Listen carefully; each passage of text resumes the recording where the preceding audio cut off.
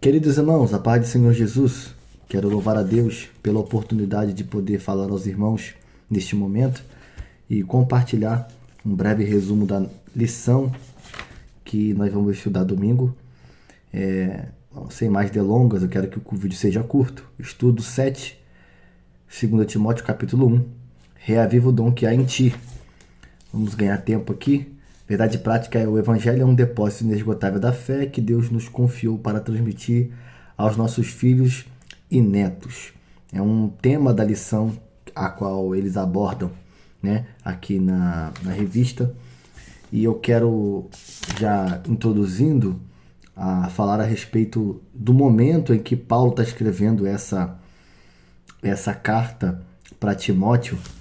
É um momento muito difícil da vida de Paulo, porque é a última carta que Paulo escreve. Depois dessa carta ele não escreve mais nenhuma carta, porque ele é morto, né, decapitado. E sabemos que é um momento um momento difícil para Paulo, porque é o fim da vida e ele já tinha ciência de que ele morreria. E então é uma carta emotiva, é uma carta onde ele está se despedindo praticamente de Timóteo.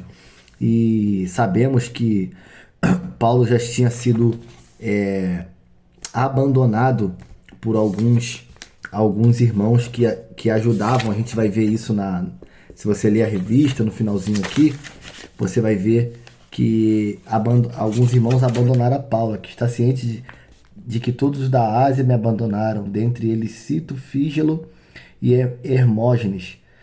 E isso aqui está no versículo 15 e 18 desse primeiro capítulo da segunda carta. Então, só para a gente entender, eu vim aqui no final da revista para a gente entender o contexto de que Paulo está vivendo, né? Uma perseguição estava muito ferrenha na igreja nesse período, muitos crentes desanimando, muitos crentes recuando do evangelho, abandonando a fé. E essa é uma carta onde Paulo está escrevendo para Timóteo para reanimar Timóteo e trazer força para Timóteo, para que ele pudesse ter consistência em continuar pregando o evangelho. Então, vamos, sem demoras aqui, vamos correr. Eu vou resumir, não os pontos, mas vou resumir os assuntos, tá bom? Então, na prática, como é um resumo, então não dá pra gente abordar muita coisa.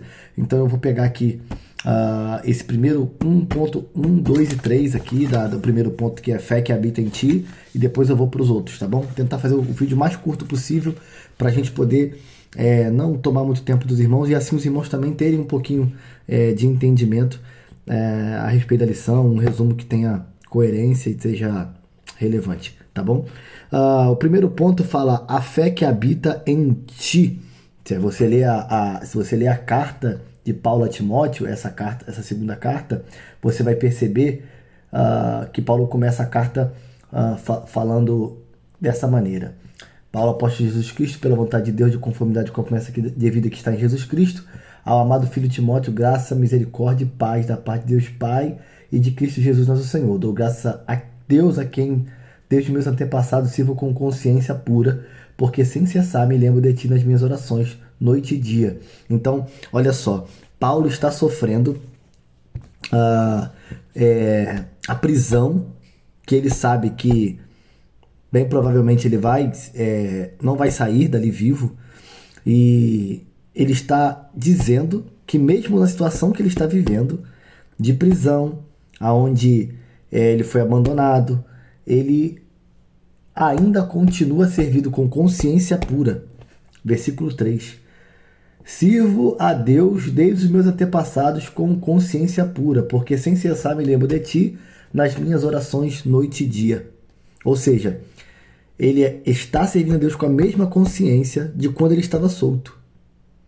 E ainda assim, dentro dessas circunstâncias que Paulo está vivendo, ele ainda está orando por Timóteo, dia e noite, orando para que Timóteo permaneça firme, tá bom? Isso é bom a gente falar na lição e trazer esse entendimento da forma com que Paulo está tratando Timóteo, literalmente como um filho. Agora não é só um filho na fé, é como um filho. Paulo conhece Timóteo, instruiu Timóteo, formou Timóteo, e agora ele está se despedindo se despedindo, dizendo, olha, alguém vai ter que fazer. E daqui a pouco eu chego aqui. Então, ele está preso e ao invés de lamentar a prisão, ele decide fortalecer o ânimo de Timóteo, como está escrito na lição aqui. O apóstolo, em vez de lamentar suas condições na prisão, volta-se para fortalecer o ânimo do seu filho na fé. Então isso ensina para a gente que esse comportamento de Paulo revela uma consciência completamente transformada, sabe?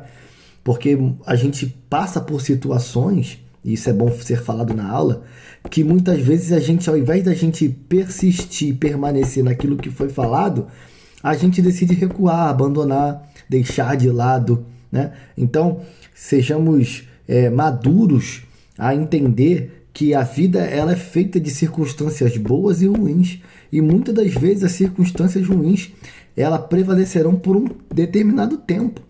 Não há mal que dure para sempre, né? O que a gente sempre escuta. Pois bem, mas tem maus, né? Que duram um bom tempo. E esse tempo, como aqui nós sabemos que o apóstolo Paulo ficou preso um bom tempo, antes de ser morto, esse tempo muitas vezes, ele está provando a nossa fé de fato e provando e nos amadurecendo e nos fortalecendo. Só que tem gente que quando passa por certo tipo de coisa, imagina os crentes de hoje passando pelo que o apóstolo Paulo passou. Então, é algo que a gente precisa passar para a turma, de repente, numa abordagem ainda aqui mais profunda. Estou sendo bem raso aqui.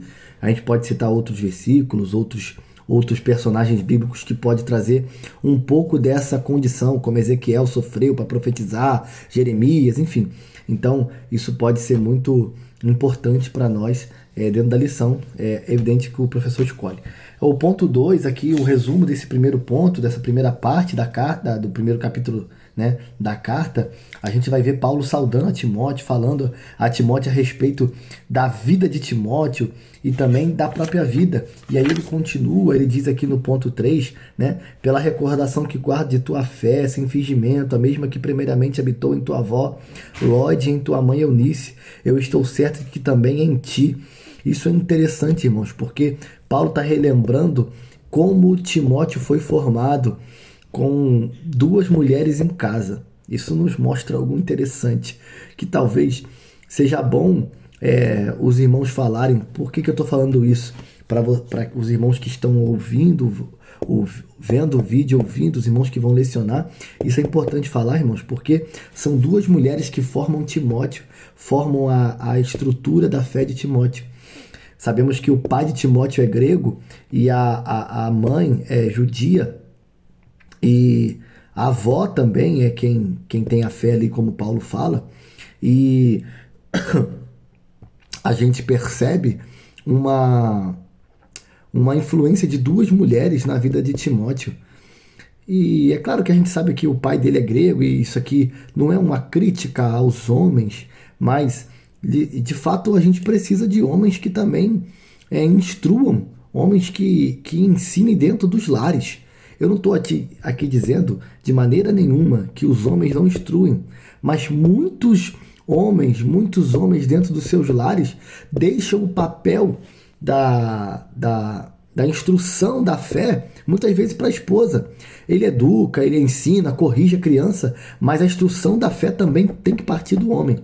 Lóide e Eunice, vó e mãe de Timóteo, fizeram um papel importante na vida de Timóteo, mas o pai era grego, não podia ensinar, mas nós, como homens de Deus, devemos ensinar os nossos filhos. Isso pode ser citado na lição como abordagem dentro desse assunto aqui. E o assunto principal aqui desse texto é o ensino e exemplo dentro de casa continua sendo instrumentos poderosos de Deus para levantar obreiros. O ensino dentro da casa de Timóteo levantou Timóteo, o ensino, aquilo que Timóteo aprendeu como regra de fé, como cultura, porque, como eu falei isso até na terça-feira agora, o Antigo Testamento, o Evangelho é proveniente do Antigo Testamento. Ele vem com essa raiz da cultura judaica. Ele vem com como um embrião, literalmente, o Antigo Testamento, trazendo para o Novo Testamento, aonde o Novo Testamento vem desabrochando tudo aquilo que estava oculto no Antigo. Então a gente já sabe disso. Só que dentro desse assunto, Timóteo tem a fé formada, uma fé judaica formada, e quando o evangelho é pregado para ele, ele se converte à fé, assim como sua mãe e sua avó. Todos eles estão servindo a Deus dentro da perspectiva do evangelho, mas teve uma cultura formada na mente dele, no coração dele, uma cultura judaica formada, e isso desencadeou e facilitou para que ele pudesse viver uma vida santa diante de Deus. Então, isso é bom falar, e como é importante uma fé dentro de casa ser ensinada, ensinar a orar, ensinar a ler a Bíblia. Eu conheço muita gente que fala, rapaz, meu pai me ensinou a ler, meu pai me ensinou não só a ler, mas a gravar os versículos. O meu pai, por exemplo, meu pai mesmo, ele me ensinou a ler no exemplo. Meu pai sempre lendo, sempre meditando nas escrituras, sempre dando aula de escola dominical. Talvez esse seja um dos motivos de eu também gostar, porque eu vi ele fazendo isso. Todos os domingos de manhã, quando ele ia lecionar, ele estava lá, acordava bem mais cedo, 6, 5 horas da manhã, para poder preparar a aula. Isso é muito legal, eu aprendi isso, eu tenho recordações disso, e isso me instrui. Eu faço a mesma coisa que meu pai hoje. Meu pai fazia antes, eu faço a mesma coisa quando eu vou lecionar. Eu acordo mais cedo para terminar de esboçar a aula, ou então ler novamente o que eu já esbocei.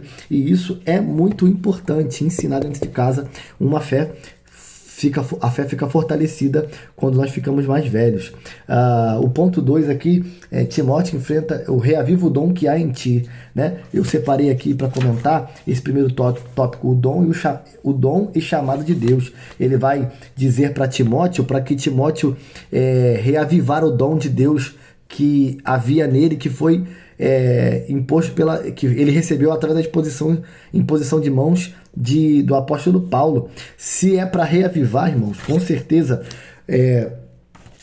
Paulo sabia, chegou até o conhecimento de Paulo que Timóteo estava desanimado, e esse dom de fato estava sendo apagado. A palavra reavivas aqui, ela tem o sentido e um cunho de um fogo, você vai ler na revista, um fogo que está apagando, ou que está apagado. Então, a gente não pode deixar aquilo que Deus confiou na nossa mão parar por causa das coisas que acontecem na nossa vida. Uma vez que Deus colocou algo na nossa mão para fazer, devemos concluir independente das circunstâncias. Talvez não no tempo que a gente queria, mas devemos concluir. Então, eu separei aqui no final, hoje muitos dons permanecem adormecidos por causa da negligência. Ou seja, tem muita gente, irmãos, que entrou dentro de um cativeiro espiritual, e eu não falo de um cativeiro espiritual no sentido de demônio, um cativeiro espiritual de sentimento, sabe? Até mesmo de pecado. Não estou falando de demônio, não, eu estou falando de sentimento. A pessoa não consegue traduzir, não consegue superar certas questões e nem traduzir o que ela sente para ser ajudado, sabe? E ela fica ali presa naquilo ali, e o dom que ela recebeu está morrendo. Quantas pessoas nós conhecemos que sofreram traumas dentro de igreja, traumas familiares, dentro da família, e elas entraram num casulo, entraram numa caverna. A gente sempre brinca isso, ai, na caverna, né? Então, só que isso é verdade, isso não é uma brincadeira. Nessa lição é uma verdade. Talvez o Timóteo tivesse passando por isso, esse sentimento de que eu não vou fazer mais, porque é muita dificuldade, é muito complicado, são muitos obstáculos para romper, para poder fazer a obra. E no caso da igreja aqui, em específico, estava passando por perseguição. Então, a gente não pode esquecer de que Deus colocou algo na nossa mão e tem que ser executado. Tem que ser executado. Aqui, Paulo não fala qual dom que é, mas a gente sabe que aqui possivelmente é o dom ministerial, o dom de governo da igreja, ou até mesmo algum dom relacionado aos dons do Espírito, mas é bem provável que fosse o dom ministerial de Timóteo, de governar a igreja, de lecionar a igreja, de instruir a igreja, tá bom? Então, vamos para o ponto 2 aqui, também separei algo aqui que é o espírito de poder e moderação. Ele fala, porque Deus não nos tem dado espírito de covardia, mas de poder, de amor e de moderação. Irmão, poder, amor e moderação. O espírito de poder, o espírito de poder. Poder nada mais é do que uma força que exerce domínio sobre outra força, tá bom? Que tem mais domínio, tem mais carga sobre outra força. Isso é poder de Deus sobre nossas vidas. Então, poder de Deus sobre nós é o poder que Deus nos deu para exercer força contra as hostes do nosso adversário, contra os demônios, aí sim, contra Satanás. A palavra do Senhor fala que as portas do inferno não prevalecerão contra a igreja do Senhor. Então, esse poder que Deus nos deu, poder para onde nós pisarmos, Deus pisar junto e o poder dele se manifestar, e aonde tiver um obstáculo, uma barreira, uma fortaleza do adversário, ser quebrada e ser destroçada. Poder, mas de poder, de amor. Irmãos, não dá para fazer a obra de Deus sem amor. Sabe por quê? Porque principalmente hoje a igreja passa por um problema muito grande. Isso você pode até falar na aula também. A igreja passa por um problema muito grande. Eu vejo isso na internet. É só você abrir, irmão, os comentários das fotos, dos vídeos, dos escândalos. Irmão, a igreja precisa de amor. A igreja precisa de amor. E eu não estou dizendo aqui que a gente passa a mão na cabeça de ninguém, mas quando eu falo igreja, eu estou generalizando, eu sei disso. É óbvio que nossa igreja, graças a Deus, vive há muito tempo um momento onde a gente tem comunhão, tem amor. Tem problema? Claro que tem, toda igreja tem problema, mas nós não podemos nos esquecer que o que impera no nosso coração não são os dons, não é a profecia, mas é o amor. Então, isso é importante ser falado, que Deus não nos deu espírito de covardia, mas espírito de amor. Amar um ao outro, se preocupar um com o outro. Ele também fala espírito de moderação. E aqui também é importante dizer, porque se estamos falando de moderação, estamos falando de domínio próprio. Eu separei algo aqui. Nenhum homem pode governar outro se não dominar a si mesmo. Como que Timóteo vai governar a igreja de Éfeso se ele não tiver domínio sobre si mesmo? Como ele vai ter domínio sobre a igreja no sentido de governo, no sentido de pastoreio, né? Como ele vai ter esse domínio se ele não consegue dominar a si mesmo? Então, esse espírito de moderação é um espírito de equilíbrio, sabe? É um espírito que está irado, mas não peca, que está triste, mas mantém a mesma constância na obra, que está de alguma maneira possa ter passado por alguma coisa, que uma morte, um luto, mas ele passa por aquilo ali, mas ele tem o equilíbrio, tem a cabeça equilibrada, moderada. Não, eu estou passando por isso aqui, vai durar um tempo essa dor, mas daqui a pouco passa, o Senhor tem coisas melhores, nada é eterno, a eternidade me espera. Nós vamos ver isso. Irmãos, é necessário esse espírito de poder, de amor e moderação. É uma tríade que Paulo fala para Timóteo, que é muito importante a gente citar. De repente os irmãos nos seus estudos podem aprofundar mais um pouco sobre essa tríade, sabe? A importância de ter os três e ver como eles se conectam, sabe? O amor, o poder, porque alguém que recebe poder pode deixar de ter amor porque quer exercer poder sobre outro, sabe? Ou alguém que quer, ou alguém que governa deixa de ter amor porque quer usar do poder que tem, da autoridade que tem, e acaba passando demais e deixa de ter amor. Essas coisas podem ser conectadas aqui dentro.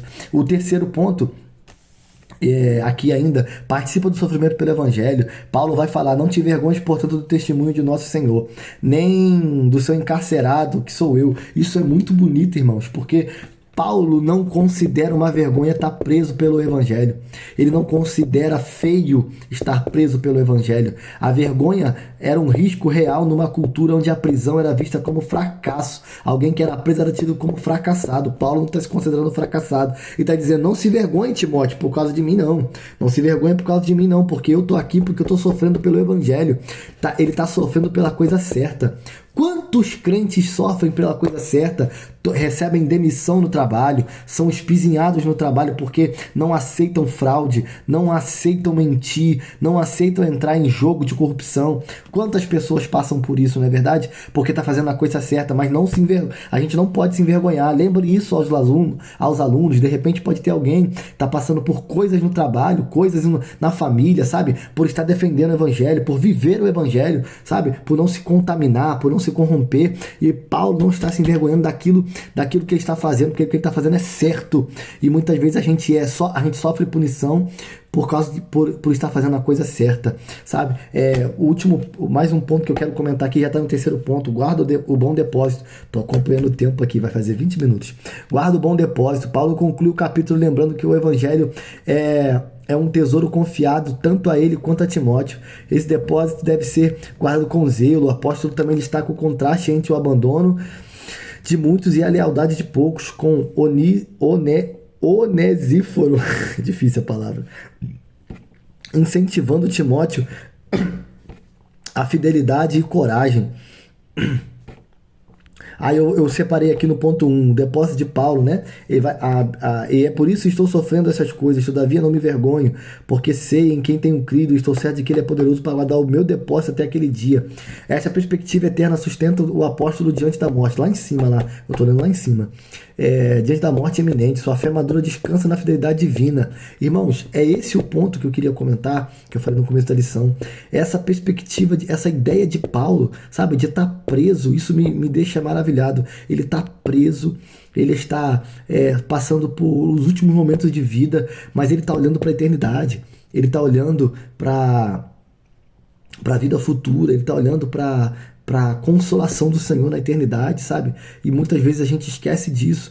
A gente passa por coisas aqui que a gente acaba esquecendo que há uma vida depois dessa que a gente está vivendo, há uma vida eterna. E para nós cristãos será muito, sem cálculo, será muito melhor. Sem cálculo, será muito melhor. Então, a gente não pode esquecer de guardar aquilo que nos foi confiado. Paulo está falando: Timóteo, eu estou aqui sofrendo dentro dessa prisão. Eu queria estar aí fora, mas eu não posso estar. Então, você que está, olha o contraste. Timóteo está solto, passando por um desânimo. Paulo está preso, fazendo com que Timóteo seja reanimado. Que isso, irmãos? Isso aqui é para glorificar a Deus e perceber que muitas das vezes nós estamos assim, sabe? Estamos assim, temos motivos de sobra para poder sobrepujar, para poder glorificar ao Senhor, sobrepujando aquilo que estamos passando que é ruim, aquilo que estamos passando que é doloroso, e nós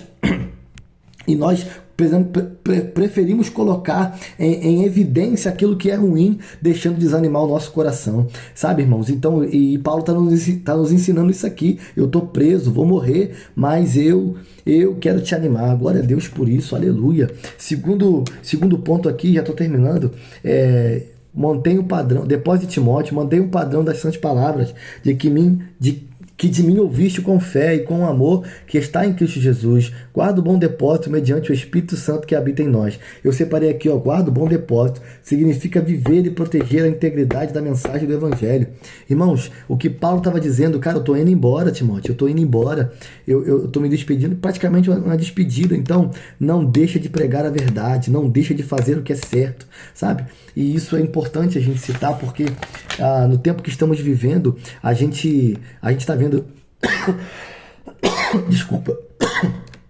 A gente está vendo tanta gente deixando a verdadeira sã doutrina e abraçando doutrinas que não são bíblicas por causa de situações que elas não querem abandonar. Eu acabei de lembrar aqui quando estou falando. Eu estou lembrando aqui a Alana Holder. A gente conhece uma pregadora antiga. Eu nunca ouvi pregar, sem ser agora, nessa situação que ela está vivendo, né? Uma vida que está desagradando a Deus, a prática homossexual. E eu confesso, né, aos irmãos que eu lembrei disso agora. Por quê? Porque ela deixou a verdade bíblica, deixou a essência bíblica, deixou a sã doutrina por causa de uma coisa que ela não estava conseguindo mais segurar. Se ela tem intenções, ou melhor, tem desejos para a prática homossexuais, né? A gente entende, isso pode acontecer, é claro que pode acontecer. Deus pode libertá-la disso. Eu estou citando ela para a gente entender que muitas pessoas fazem o que ela fez, que é abandonar a verdadeira doutrina, o bom depósito, o verdadeiro depósito dessa doutrina, para poder viver uma vida do jeito que quer, travestindo de uma forma para que agrade a ela mesma. Não, isso aqui eu não vou abrir mão, mas o restante eu quero da Bíblia. Mas isso aqui eu vou continuar fazendo o que eu quero. Então, Paulo está dizendo, olha só, mantenha o padrão da sã doutrina que de mim ouviste com fé. Mantenha o padrão. Eu sei que você vai ser perseguido, eu sei que você vai ser chicoteado, eu sei que talvez você seja preso, mas mantenha o padrão, mantenha, continue pregando. E nós vamos viver um tempo. Quem sabe, eu espero que a gente não viva isso por muito tempo, espero que Jesus volte logo, mas vamos viver um tempo na igreja, onde quando a gente for pregar a verdade, as coisas vão ficar mais sérias, vão ficar mais difíceis para nós. Então, fechando agora com 25 minutos esse resumo, eu estou resumindo o resumo do resumo. Confesso que ainda dava para falar muita coisa, mas a gente precisa resumir. Eu fecho esse pequeno resumo desta forma. Uma das intenções de Paulo nessa revista, nessa lição, nesse primeiro capítulo, é deixar claro para Timóteo que ele deve ser animando ele, que ele deve manter aceso o dom que há nele, pregando o verdadeiro evangelho, que isso possa alimentar o teu coração, que isso possa te ajudar e te abençoar no nome santo de Jesus. Que você possa ter uma boa aula, professor, que você possa ter uma boa lição, que você possa ter um bom preparo, um bom estudo. Que Deus te abençoe.